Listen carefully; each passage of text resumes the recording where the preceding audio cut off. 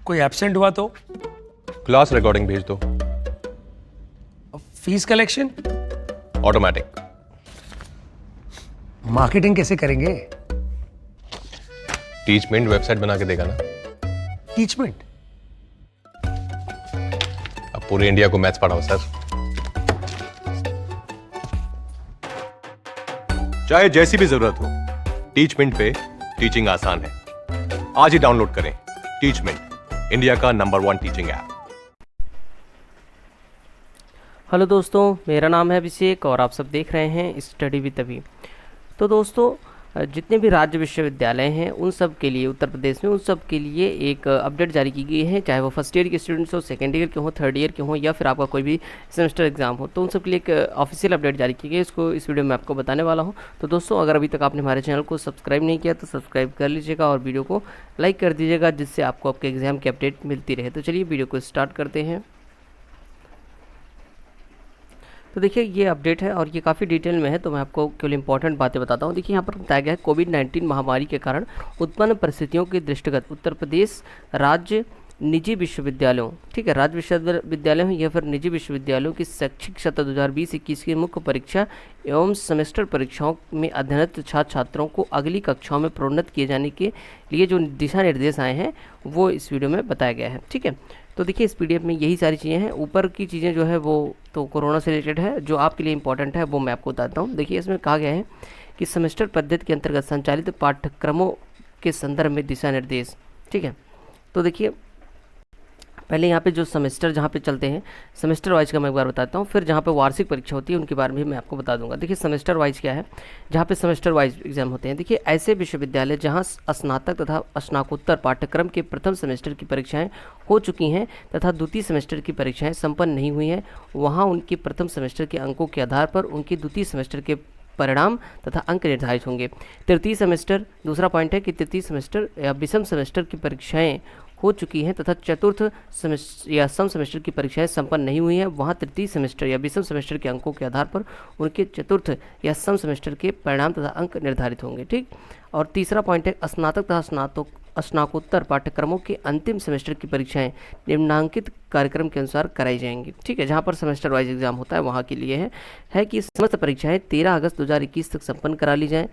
परीक्षा प्रणाली की सरलीकरण इस प्रकार किया जाए कि एक विषय के सभी प्रश्न पत्रों को सम्मिलित करते हुए एक ही प्रश्न पत्र तैयार किए जाए तथा बहुविकल्पी प्रश्नों को OMR आधारित परीक्षा प्रणाली अपनाई जाए।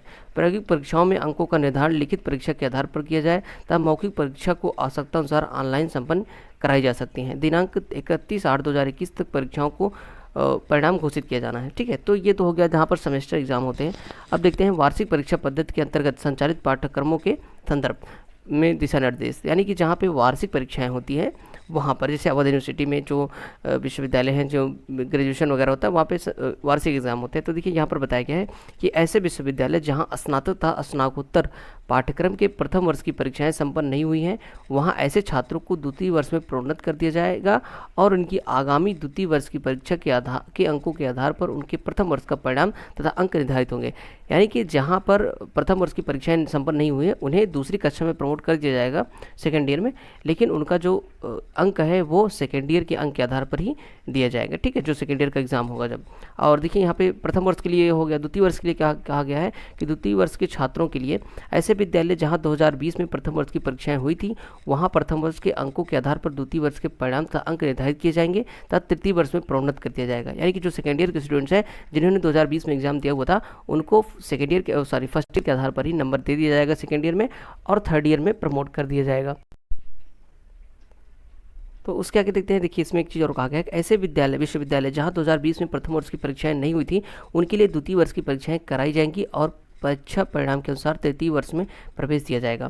तो यानी कि ऐसे इंस्टीट्यूट जिनमें फर्स्ट ईयर का एग्ज़ाम नहीं हुआ था पिछले साल, उन और फर्स्ट ईयर का एग्ज़ाम नहीं हुआ था, लेकिन इस बार सेकेंड ईयर में उनका एग्ज़ाम कराया जाएगा, तभी अगले कक्षा में अंक वो प्रवेश करेंगे। ठीक है, अब देखिए, थर्ड ईयर के लिए इसमें बताया गया है कि थर्ड ईयर यानी कि तृतीय अंतिम वर्ष की परीक्षाओं को निम्नलिखित कार्यक्रम के अनुसार संपन्न कराया जाएगा। क्या है कि पहला, समस्त परीक्षाएं 13 अगस्त 2021 तक संपन्न करा ली जाएँ।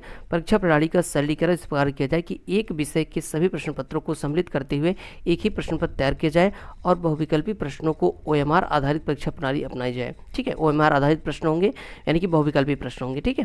और यहाँ पे दूसरा पॉइंट है कि प्रायोगिक परीक्षाओं को अंकों का निर्धारण लिखित परीक्षा के आधार पर किया जाए तथा मौखिक परीक्षा को आवश्यकता अनुसार ऑनलाइन संपन्न कराई जाए, यानी कि जो लिखित परीक्षा जो आपके प्रैक्टिकल एग्जाम होते थे उनका जो निर्धारण होगा वो आपकी लिखित परीक्षा के आधार पर ही होगा, ठीक है।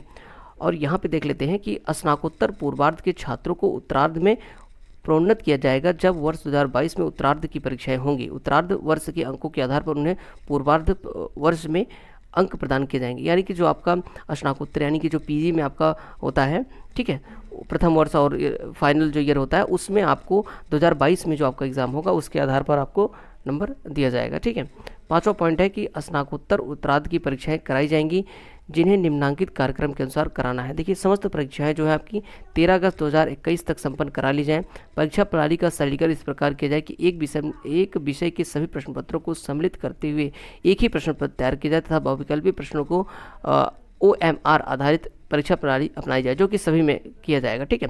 प्रायोगिक परीक्षाओं के अंकों का निर्धारण जो होगा वो भी लिखित परीक्षा के आधार पर कराया जाएगा, ठीक है। और 31/8/2021 तक परीक्षाओं के परिणाम घोषित कर दिए जाएं, ठीक है।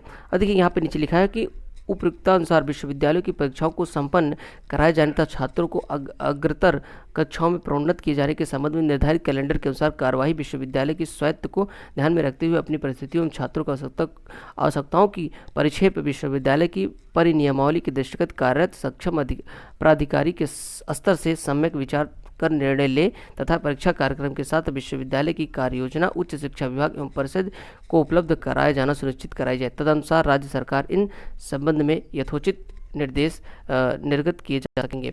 तो ये पूरी अपडेट थी जो कि जहाँ पे सेमेस्टर वाइज एग्जाम होता है उनके लिए, और जहाँ पे आपका एग्ज़ाम होता है वार्षिक परीक्षा वहाँ के लिए ये नियम है। तो सीधा सा मैं एक लाइन में आपको बता दूँ कि जो फाइनल ईयर के स्टूडेंट्स हैं, चाहे वो यूजी के हों पीजी के हों, उनके एग्जाम्स कराए जाएंगे। MCQ टाइप क्वेश्चन होगा, जैसे आपके एक सब्जेक्ट में 3 पेपर हैं तो तीनों का मिलाकर सिर्फ एक ही पेपर होगा, ठीक है। इस तरीके से होंगे और 31 अगस्त तक आपके रिजल्ट आने की उम्मीद है और 13 अगस्त तक आपके एग्जाम करा लिए जाएंगे उसके पहले, ठीक है। तो ये अपडेट है, आगे कोई अपडेट आती है आपको जानकारी मिल जाएगी। चैनल को सब्सक्राइब कीजिएगा, वीडियो को लाइक कीजिएगा। Thanks for watching.